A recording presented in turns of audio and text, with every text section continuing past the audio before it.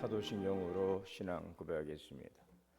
전능하사 천지를 만드신 하나님 아버지를 내가 믿사오며 그 외아들 우리 주 예수 그리스도를 믿사오니 이는 성령으로 잉태하사 동정녀 마리아에게 나시고 본디오 빌라도에게 고난을 받으사 십자가에 못 박혀 죽으시고 장사한 지 사흘 만에 죽은 자 가운데서 다시 살아나시며 하늘에 오르사 전능하신 하나님 우편에 앉아 계시다가 저리로서 산자와 죽은 자를 심판하러 오시리라. 성령을 믿사오며 거룩한 공예와 성도가 서로 교통하는 것과 죄를 사하여 주시는 것과 몸이 다시 사는 것과 영원히 사는 것을 믿사옵나이다. 아멘. 36장 찬송하시겠습니다.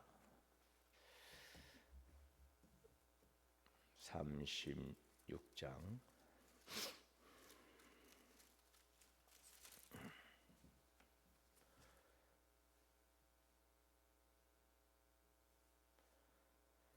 주 예수 이름 높이어 다 찬양하여라.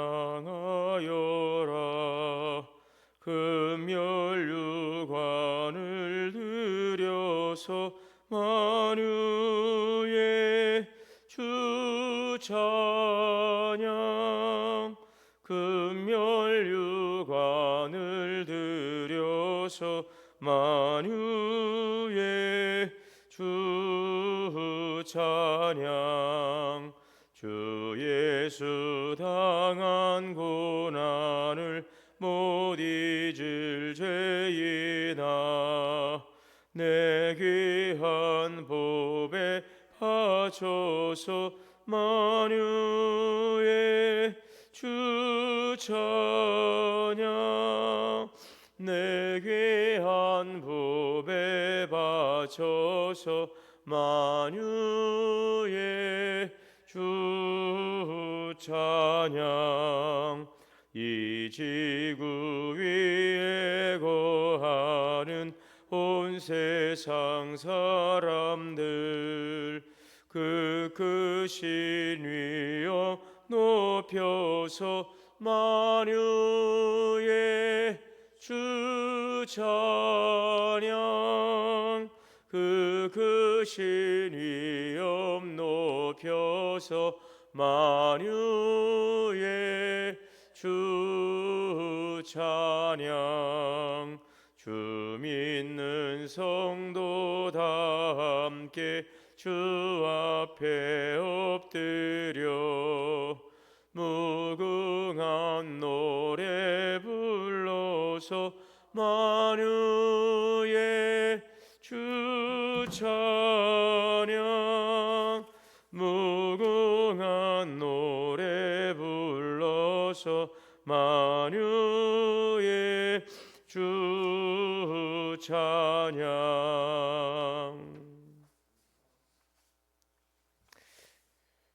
기도하겠습니다. 사랑과 은혜의 하나님 감사합니다. 오늘도 주님의 은혜를 사모하고 주님의 제단 주의 보좌 앞에 나와 기도하게 하시니 감사합니다. 오늘도 하나님의 은혜를 사모하고 갈망하는 주님의 성도들의 그 갈급함 가운데 하늘의 신령한 담비를 내려주시고 오늘 우리의 삶의 은혜의 담비로 촉촉히 적어지게 하시고 주시는 생명의 씨앗이 움트고 하나님 또 열매 맺어가는 귀한 삶이 되게 하옵소서. 만물이 약동하는 생명의 계절에 오늘 우리 신앙도 더욱더 주님을 향하여 자라가게 하시고 또 풍성한 열매로 나아가는 복된 삶이 되게 인도하여 주옵소서. 주님의 피로 세우신 우리 동원교회 지역복음화 민족 열방을 향한 선교의 교회로서 주의 사명을 감당할 수 있도록 은혜 도하여 주옵소서. 교회 창립 70주년을 맞이해서 생하고 또 이루어가는 모든 선한 우리의 계획들이 아름답게 진행되게 하시고 하나님 또 열매 맺게 하시니 감사합니다. 앞으로 남겨진 여러 또 사역들이 잘 진행되어져서 하나님 뜻 안에서 모든 일들이 더욱더 우리의 신앙의 성장과 영적 유익을 가져오고 또 성숙한 교회로 발전해가는 기회가 될 수 있도록 인도하여 주옵소서. 또 선교에 대한 비전도 주시고 또 있을 또 해외 선교지 방문과 위로 또 지속적인 선교 가능 지역을 답사하는 모든 일련의 이 여정 가운데 주님께 함께하여 주시어서 하나님의 선한 계획들이 잘 차질 없이 진행되어 가게 하여 주시고 우리에게 주어진 선교의 기회를 통하여서 하나님 세계 열방 선교 복음 확장을 이뤄갈 수 있는 교회의 선한 기회로 삼을 수 있도록 도우시고 인도하여 주옵소서. 이제 또 5월을 맞이하면서 사랑나눔 전도 축제를 계획하고 이번 또 진행을 하게 되었습니다. 지금 4년째 진행되어지는 사랑나눔 전도 축제를 통하여서 하나님께 온전한 예배로 감사드리는 참으로 귀한 예배 자리가 되게 하시고 또 교회 모든 성도들이 함께 드리는 예배와 교제의 자리 또 전도 대상자를 교회로 초대하여서 구원의 열매를 맺는 복된 은혜의 시간이 되게 하여 주옵소서. 귀한 강사님들을 세워주시고 하나님 기도 중에 있사오니 세우신 주의 종들을 통하여서 은혜의 하나님 말씀이 함께 또 증거되게 하시고 또 우리 함께 화답하며 찬양하는 귀한 자리를 통하여서 살아계신 주님을 만나고 더욱더 주님께 큰 영광 돌리는 귀한 성회가 되게 하여 주옵소서. 이 일에 우리 성도들을 전도 대상자를 작정하여서 기도하고 또 찾아가고 전도하여서 함께 이 구원의 축제에 참여하며 주님 앞에 영광 돌릴 수 있는 귀한 전도의 자리가 되게 하여 주시옵소서. 이 세상을 향하신 하나님의 마음을 알고 예수 그리스도의 십자가의 사랑으로 하나님을 사랑하고 교회를 사랑하고 이웃을 사랑으로 섬기는 사랑나눔 전도 축제가 되게 하여 주옵소서. 또 대신방 가운데 있습니다. 성도들의 가정을 주님께서 말씀으로 찾아와 주시고 말씀하실 때에 그 말씀을 겸손히 받고 사모하며 그 말씀을 살아감으로 풍성한 열매 맺게 하시고 가정의 여러 가지 어려움과 하나님 또 기도의 제목들이 응답되게 하여 주옵소서. 여러 가지 질고로 인하여 고통하는 성도들이 있습니다. 주님께서 치료하여 주시고 모두 삶의 고통에서 노임받고 하나님 회복되게 하시고 더 주 앞에 크게 영광 돌리게 하여 주옵소서. 사랑하는 자녀의 인생의 미래를 열어주시고 하나님의 은혜 가운데서 그들의 삶이 복되게 하시고 좋은 만남으로 가정도 이루고 좋은 일터를 통하여 하나님 선교적 사명도 감당하며 주께 영광 돌리는 귀한 자녀들의 삶이 될 수 있도록 인도하여 주옵소서. 오늘도 예수님의 보혈로 덮어주시고 성령으로 충만하여 주옵소서. 귀하신 말씀 통하여 오늘도 생명의 양식 삼게 하시고 이 말씀으로 살아 승리케 하여 주옵소서. 우리 주 예수님의 이름으로 기도하옵나이다. 아멘. 하나님의 말씀 봉독하겠습니다. 누가복음 20장 19절에서 40절까지의 말씀 봉독하겠습니다.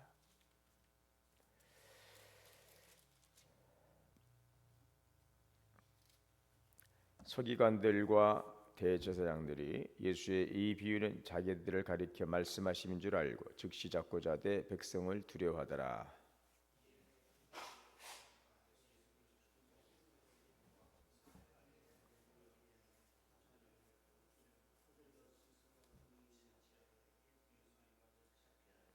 그들이 물어 이르되 선생님이여 우리가 아노니 당신은 바로 말씀하시고 가르치시며 사람을 외모로 취하지 아니하시고 오직 진리로서 하나님의 도를 가르치시나이다.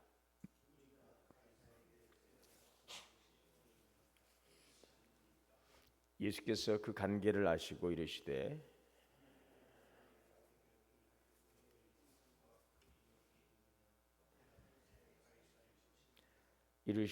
그런즉 가이사의 것은 가이사에게 하나님의 것은 하나님께 바치라 하시니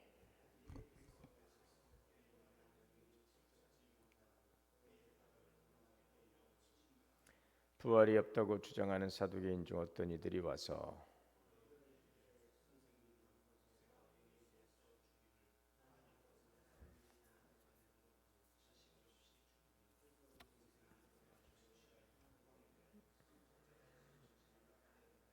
그런데 칠형제가 있었는데 마지가 아내를 취하였다가 자식이 없어 죽고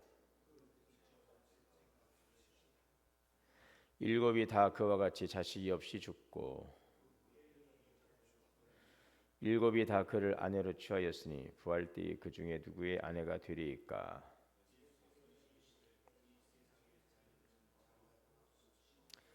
저 세상과 및 죽은 자 가운데서 부활함을 얻기에 합당히 여김을 받은 자들은 장가가고 시집가는 일이 없으며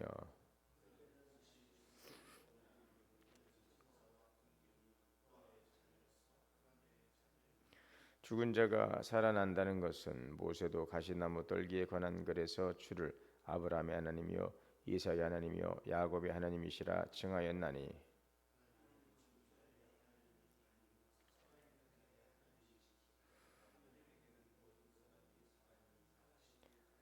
서기관 중 어떤 이들이 말하되 선생님 잘 말씀하셨나이다 하니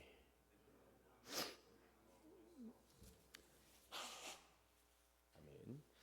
하나님의 은혜가 오늘 우리 모두에게 충만하시기를 주의 이름으로 축복합니다. 대제사장과 서기관들이 예수님의 그 비유를 자신들에 대한 말로 이제 알아차리고 이제 그를 찾고자 하면서 이제 올무를 놓는 내용이죠.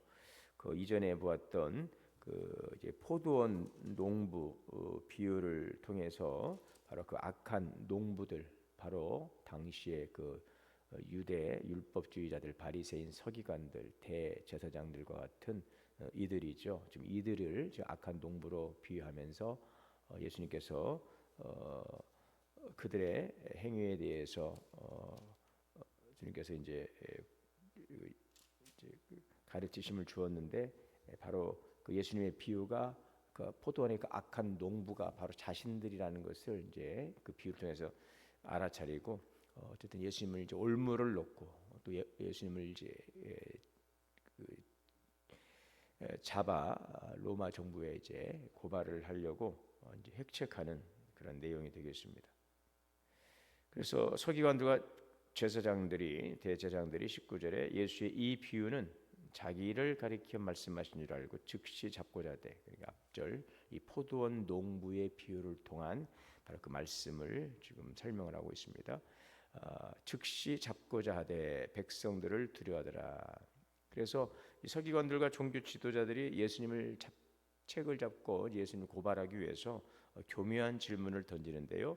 그것은 바로 황제에게 세금을 바치는 것이 옳으냐? 그 로마 정부, 로마 통치자 이 가이사 황제에게 세금을 바치는 것이 옳으냐라고 하는 이 질문하죠.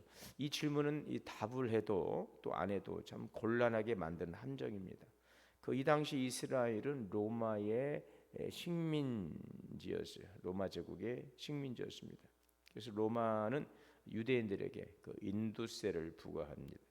그래서 이 세금은 유대인들에게 아주 굴욕적이고 또 종교적인 부담이었어요. 왜냐하면 이것은 바로 이방 황제를 주권자로 인정하는 행위로 여겨졌기 때문입니다.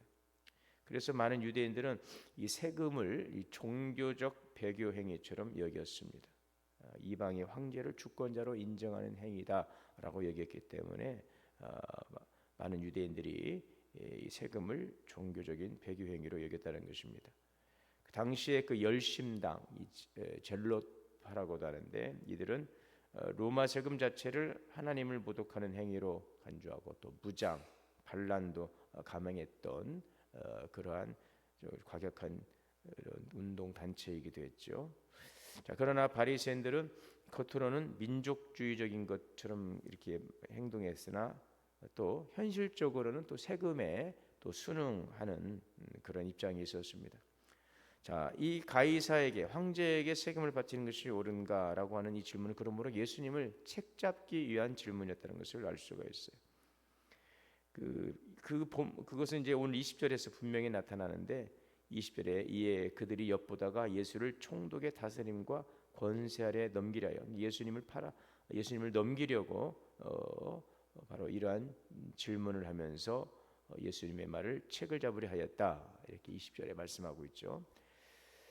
그래서 이 질문은 예수님을 모함해서 로마 정부에 넘기려는 음모였어요. 만일 예수님께서 이제 질문에 대해서 세금을 내야 된다, 황제에게 세금을 바쳐야 된다라고 하면 예수님을 로마의 편, 민족 배신자로 몰아서 민중들의 지지를 상실케 하는 것입니다. 또 세금을 내는 것이 옳지 않다라고 말하면은 예수님을 로마 당국의 이제 또 반역자로 고발하는 것입니다. 그래서 민중을 선동하는 것으로 정치적 탄압을 가하는 것입니다. 이 질문은 그러므로 어떤 답을 하더라도 예수님이 곤경에 빠지도록 의도된 것이었음을 볼 수 있어요. 이때 예수님은 동전 하나를 보여주시면서 묻지요. 23절에 예수께서 그들의 관계를 아시고 데나리온 하나를 가져와서 누구의 형상과 글이 있느냐.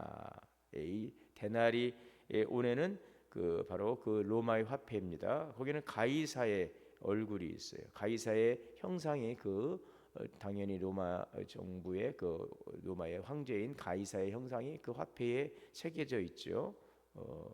그래서 이제 그 형상을 가져와서 이것이 이 형상과 글이 누가 여기에 지금 있느냐? 그래서 누구의 형상과 글이 여기 있느냐? 가이사의 것입니다. 예수님 대답하십니다. 가이사의 것은 가이사에게, 하나님의 것은 하나님께 바치라. 이 말씀은 로마 황제의 통치의 영역과 하나님의 영역이 따로 있다는 뜻은 아닙니다.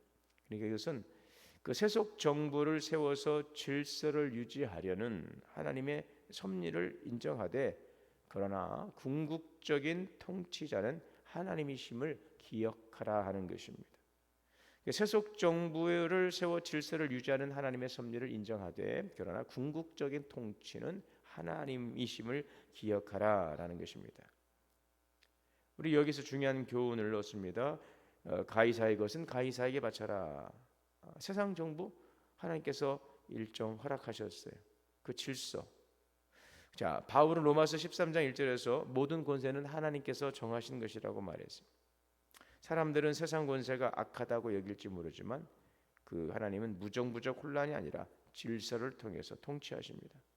따라서 우리는 세상의 법과 그 정부에 대해 기본적인 존중과 순종의 자세를 가져야 합니다. 자, 그러나 예수님은 곧 이어서 말씀하십니다. 하나님의 것은 하나님께 바치라. 이 말은 모든 것이 또 하나님께 속해 있다라는 선언인 것입니다. 동전은 가이사의 것이지만 우리의 생명, 우리의 존재는 하나님의 것입니다. 궁극적 주권이 하나님께 있다는 것입니다. 세상의 권세는 한시적입니다. 그러나 하나님의 권세는 영원하고 절대적인 것입니다. 우리 신자의 삶은 이중 시민권이라고 할 수 있죠. 긴장 속에서 살고 있어요. 우리는 세상 나라에 속해 있고 또 그러한 세상 나라의 어떤 시민으로서 소속되어 있어요. 그러나 우리는 또한 동시에 하나님 나라의 백성인 것입니다. 그래서 우리는 이 두 소속 사이에서 늘 질문하게 됩니다. 나는 누구에게 더 충성하고 있는가? 나는 누구의 뜻을 따르고 있는가? 예수님의 대답은 명확합니다. 세상에서의 우리의 책임을 역할을 다하되 항상 하나님의 주권을 잊지 말고 주님께 마땅한 것을 드리고 하나님께 속한 자로서 하나님의 주권과 통치 아래서 우리는 그러한 신앙의 모습을 살아가야 된다는 것, 오늘 말씀을 통해서 오늘 우리가 교훈을 삼을 수 있기를 바랍니다. 또 예수님은 두 번째로 그래서 이제 또 부활 논쟁까지 이제 이어지는데, 부활이 없다라고 주장하는 사두개인 중 어떤 이들이 와서, 사두개인들은 지금 부활이 없다고 믿는 그런 집단이죠. 그런 이제 종교 또 정치적인 집단입니다. 그들은 모세오경, 특히 율법을 중시하면서 부활과 천사와 영적인 세계를 부정했던 그러한 종교 집단입니다. 그래서 28절에서 33절까지 질문하는데, 형제가 자식이 없어 죽으면 동생이 형수를 아내로 맞아 후손을 잇게 하라. 이게 계대 결혼법인데요. 신명기 25장에 나오는 그 계대 결혼법을 이용해서 이제 질문을 던지는 것입니다. 7 형제가 모두 차례로 이제 죽게 되고, 그랬을 때에 첫째 형제의 형수를 이제 차례로 이제 아내로 삼는, 이것이 이제 결혼 계대법, 이것이 이제 유대 사회에서의 그런 이제 결혼법인데, 자, 그러면은 이 부활 때 그러면 그 아내는 누구의 아내가 되겠느냐라고 하는 것이죠. 형제가 차례로 죽으면서 그 큰 형으로부터 형수를 둘째가 그 다음에 이렇게 계대해서 그 가정을 이어간다고 하면은, 그 가문을 이어간다고 하면은 부활의 때는 이 여인은 누구의 아내가 되느냐. 그러니까 이들의 목적은 이 부활이라고 하는 개념이 얼마나 비논리적인가, 이것을 좀 조롱하려는 것이었어요. 자, 그런데 예수님께서 대답하시는 내용이 무엇입니까? 34절에서 36절에 보면, 예수께서 이르시되 이 세상의 자녀들은 장가도 가고 시집도 가되 저 세상과 및 죽은 자 가운데서 부활함을 얻기에 합당히 여김을 받은 자들은 장가 가고 시집 가는 일이 없으며 그들은 다시 죽을 수도 없나니 이는 천사와 동독이요 부활의 자녀로 하나님의 자녀임이라. 예수님은 이 세상의 삶과 부활 이후의 삶은 전혀 다른 차원의 존재 방식임을 설명하십니다. 부활 후에는 결혼이 없고 그들은 천사들과 같이 죽지도 않는다는 것입니다. 그러니까 사두개인들은 이 세상의 기준으로 이 부활을 오해하고 있었던 것입니다. 예수님은 사두개인들을 인정하는 그 모세 오경을 인용해서 반박을 하십니다. 37절에 죽은 자가 살아난다는 것은 모세도 가시나무 떨기에 관한 글에서 주를 아브라함의 하나님이요 이삭의 하나님이라 또 야곱의 하나님이라 칭하였느니라. 나는 죽은 자의 하나님이 아니요 살아있는 자의 하나님이라. 하나님에게는 모든 사람이 살았느니라. 네. 아브라함의 하나님, 이삭의 하나님, 야곱의 하나님. 하나님은 죽은 자의 하나님이 아니라 살아있는 자의 하나님이라. 이 말씀은 그 조상들이 여전히 하나님 앞에서 살아있다는 의미이고 이 모세오경 자체가 부활을 전제하고 있다는 것을 말씀하고 있습니다. 자, 그러자 서기관 중에 어떤 이들이 선생님 잘 말씀하셨나이다. 그들은 아무것도 감히 더 물을 수 없습니다라. 지금 서기관 중에 일부가 감탄하며 말합니다. 말씀을 잘하셨습니다. 더 이상 감히 질문하지를 못하였더라. 오늘 우리 사두개인처럼 오늘날에도 부활을 비유나 상징적으로 여기는 신앙인들이 있어요. 그러나 예수님의 부활은 실제이며 하나님 나라 본질적인 약속으로 확정되었어요. 만약 우리에게 부활이 없다면 그 예수님의 그 십자가의 사건과 또 부활의 사건을 또 우리에게 주신 인류 구원의 그 놀라운 하나님의 구원의 역사들은 그것은 이제 거짓된 것입니다. 주님은 죄와 죽음을 이기시고 부활하셨어요. 복음이라고 하는 것은 우리를 위해 이 땅에 오신 예수 그리스도께서 우리를 대신하여서 십자가에 죽으신 것만 아니라 그 죽음을 이기고 부활하신 것입니다. 이것이 바로 십자가 복음, 바로 죽음과 죄의 권세를 이기신 승리. 그래서 복음은 승리의 복음인 것이죠. 오늘 그러므로 우리에게 부활이 없다고 하면 이것은 복음은 반쪽짜리가 될 수밖에 없고 그것은 진정한 복음일 수 없어요. 죄와 죽음을 이긴 부활의 바로 승리의 복음을 통하여 부활의 첫 열매 되신 그리스도 안에서 우리 또한 그 부활에 참여하는 자가 되었고 죄와 죽음을 이긴 영원한 생명을 누리는 바로 그런 복된 존재가 되었다는 사실을 예수님은 그 부활 사건을 통해 우리에게 분명하게 보여주셨고 우리에게는 부활의 소망을 또 붙들고 살아가도록 말씀하신 것입니다. 이 땅의 삶에서의 이런 결혼이나 우리들의 모든 소유나 이러한 부활 이후 이러한 것들은 우리 부활 이후의 삶은 그러면 이 세상의 기준과 다르다는 것입니다. 그래서 이 땅에서 결혼도 우리가 소유하고 살아가는 이 땅에 필요한 것들 다 있으나 그러나 우리의 성도는 영원한 생명과 하나님과의 관계 회복을 목표로 살아가야 할 것입니다. 그래서 우리 믿음의 선배들은 죽은 것이 아니라 하나님 안에서 살아있고 또 이것은 우리의 현재 신앙과 미래의 소망을 붙잡는 그런 진리가 되는 것입니다.